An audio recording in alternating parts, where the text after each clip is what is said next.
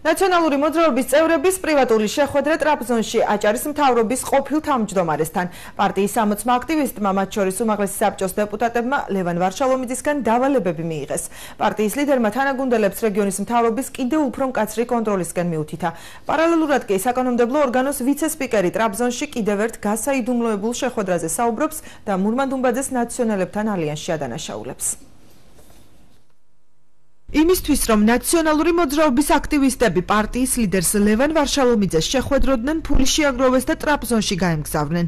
60-მდე თანაგუნდელი აჭარის მთავრობის ყოფილ თავმჯდომარის რესტორანში კორპორატიულ საღამოზე შეხვდა. შეხვედრის ერთ-ერთი მონაწილე უმაღლესი საბჭოს დეპუტატი ასმად დიასამიძე ამბობს, რომ ვარშალომიძისგან რეგიონის მთავრობის უფრო მკაცრი კონტროლის მითითება მიიღეს.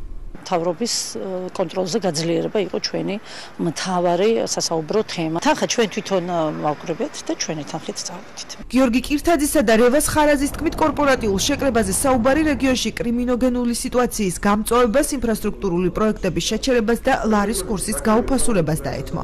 კითხვაზე, რატომ არ შედგა პარტიული შეხვედრა ტრაბზონის ნაცვლად საქართველოში, ნაციონალური მოძრაობის აქტივისტები პასუხობენ, რომ პარტიის ლიდერებზე ზეწოლის გამო.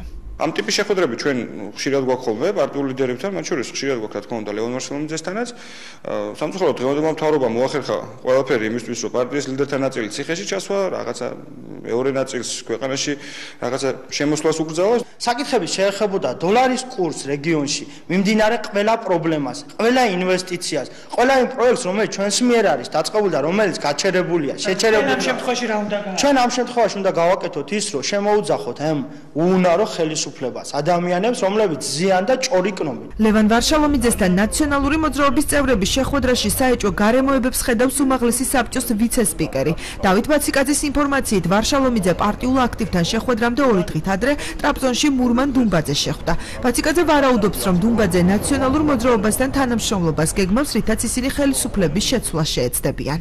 5 რიცხვში გვაქეჩვი, რომ სამამდე ნაციონალური მოძრაობის აქტივისტები ჩავიდნენ ტრაბზონში, მანამდე 5-ში ჩამოფრინდა ტრაბზონში მურმან-დუმბაძე და ასევე ვიცით, რომ 5-ში იმყოფებოდა ლევან ვარშალომიძე ტრაბზონში. ამიტომ გამოთქვათ ლეგიტიმური ეჭვს, რომ ისინი ჩვენი საზრით ლეგიტიმური ეჭვს, რომ ისინი შეხვდნენ ერთმანეთს და ესაუბრეს. და რამდენიმე ფაქტი შემდეგ განვითარებულ მოვლენებისა, რაც გვაფიქრებინებს ამას. პირველი 6-ში მურმან-დუმბაძე უკვე აკეთებს განცხადებას, რომ ის აუცილებლად ითანამშრომლებს სხვა ძალებთან ერთად და შეცვლის რეალობას უმაღლეს საბჭოში და აჭარის ავტონომიურ რესპუბლიკაში. ინფორმაციას არ ადასტურებს ბრალდების ადრესატი მურმან-დუმბაძე. მან ჩვენთან პირად საუბარში განაცხადა, რომ იგი სამომავლოდ არც ერთ პარტიასთან თანამშრომლობას არ გამორიცხავს, თუმცა ჩამონათვალში არ იქნება ნაციონალური მოძრაობა.